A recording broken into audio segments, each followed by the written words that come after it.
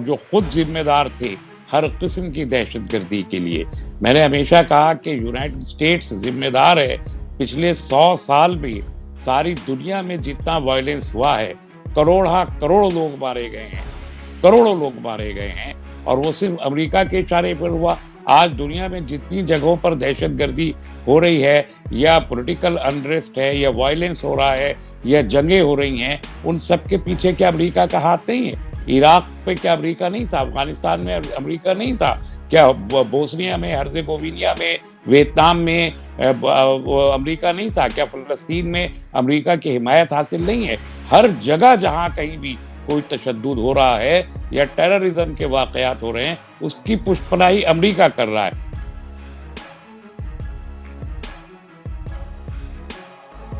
पलपल news से मैं हूं आपके साथ नदीम अकरम।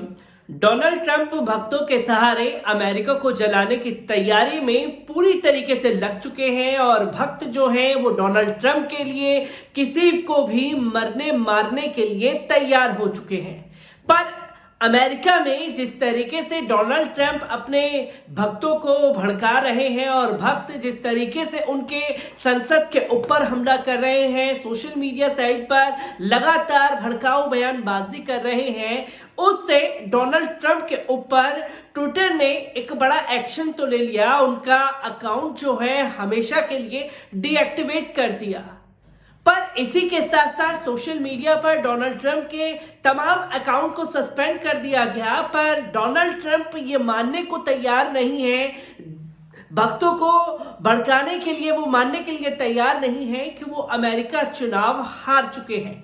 दिल और दिमाग दोनों ये कह रहा है कि वो हार गए हैं, पर दिल और दिमाग को समझाएं कैसे कि ये चुनाव में उन्हें अमेरिका की जनता ने बाहर का रास्ता दिखा दिया है। और जब बाहर का रास्ता दिखा दिया है तो जाते जाते राष्ट्रपति डोनाल्ड ट्रंप कुछ बड़ा करने जा रहे हैं, जिससे अमेरिका इतिहास में कभी उन्हें माफ नहीं किया जाएगा। और अमेरिका की जनता को जिस तरीके से भड़का करके, अपने समर्थकों को भड़का करके एक हिंसे की तैयारी में डोनाल्ड ट्रंप लगे हुए हैं, एक बार इस रिपोर्ट पर नजर डाल लीजिए। ट्रंप के चरमपंथी समर्थकों ने जो बाइडेन के शपथ ग्रहण से पहले विद्रोह व अशांति को जारी रखने का ऐलान कर दिया है।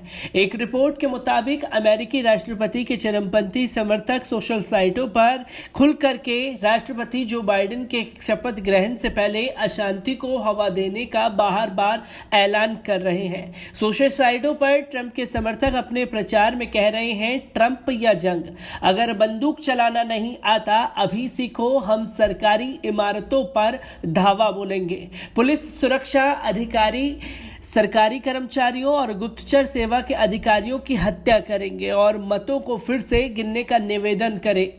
उधर न्यूयॉर्क स्थित एंटी डिफेमेशन लीग के प्रमुख जॉनथन ग्रीनबेल्ट ने सचेत किया कि जिस तरह नस्ल परस्त व चरमपंथी गुट भड़काऊ बयान दे रहे हैं, उससे हिंसा तेज होने का खतरा है। इस बीच अमेरिका की साइबर सिक्योरिटी संस्था के पूर्व निदेशक क्रिस ग्रेव्स ने भी बाइडेन के शपथ ग्रहण तक हिंसा बढ़ने और ज्यादा तादाद में हत्याएं होने की चेतावनी दी है। अमेरिका की आंतरिक सुरक्षा मंत्रालय के साइबर स्पेस विभाग के प्रमुख थे, जिन्हें ट्रंप ने इसलिए निकाल दिया क्योंकि उन्होंने 2020 के चुनाव के ईमानदारी से आयोजित होने पर आधारित रिपोर्ट पेश की थी। उन्होंने सचेत किया था कि ट्रंप के समर्थक बाइडेन के शपथ ग्रहण तक और रक्तपात करेंगे। क्रिस ग्रेव्स ने कहा कि अधिक हिंसा भड़केगी, शपथ ग्रहण तक और ज्यादा हिंसा होगी। ये खत्म नहीं हुई, बहुत से लोग हैं जो ऐसा करेंगे। मैं घुमा फिरा कर नहीं बल्कि साफ साफ कह रहा हूं कि राष्ट्रपति को ऐलान करना होगा कि वह ईमानदारी से चुनाव हुआ है, वह हार गए हैं, उनके पास अभी भी वक्त है सही कदम उठाने का। ऐसा होगा, अधिक रक्तपात होगा।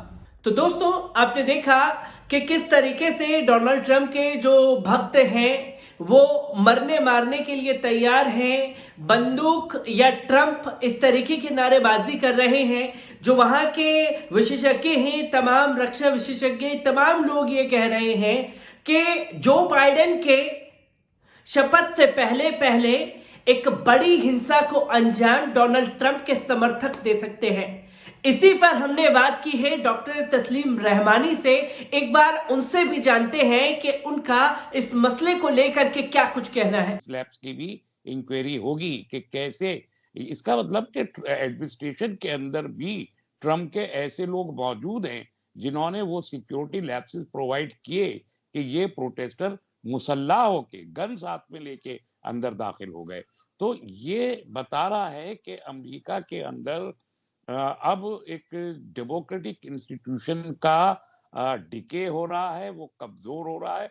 और ये एक, कल तो उन्होंने कह दिया कि साहब वो मैंने तस्लीम कर ली अपनी शिकस्त और जो बाइडेन हलफ लेंगे वो नेक्स्ट प्रेसिडेंट हैं अमेरिका के। लेकिन ये जो इतना बड़ा तबका वहां दाखिल हुआ है वो अगले 4 साल किस तरह बिहेव करेगा, ये कहना अभी बहुत मुश्किल है कि अगर एडमिनिस्ट्रेशन के अंदर और सिक्योरिटी एजेंसीज के अंदर उनके लोग मौजूद हैं और वो प्रोटेस्टर्स को अलाउ कर रहे हैं अंदर जाने को, तो आने वाले दिन इसी बात से अमरीकी जमहूरियत पर सवालिया निशान खड़े रखेंगे।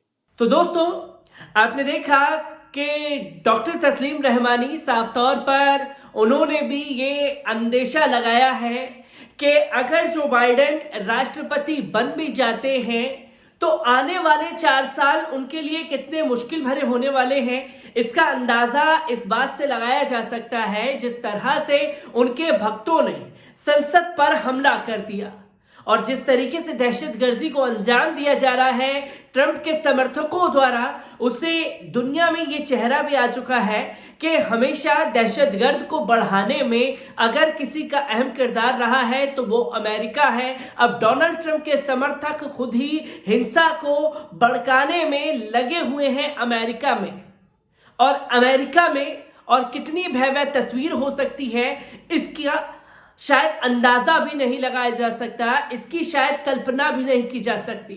पर डोनाल्ड ट्रंप आधिकारिक तौर पर अपनी हार को स्वीकार नहीं कर रहे हैं। सोशल मीडिया पर आकर के भक्तों को समझाने की कोशिश की कि मैं अपनी हार स्वीकार करता हूं, मैं इस चीज के लिए घुटने टेकता हूं और ये जो हुआ ये नहीं होना चाहिए था।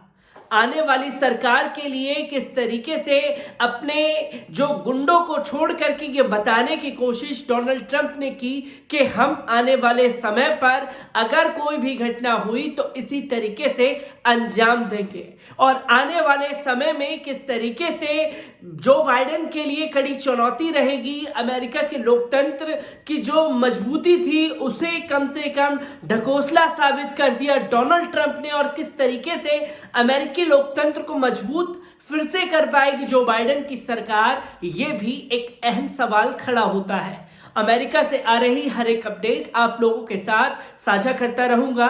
दीजिए मुझे इजाजत, शुक्रिया।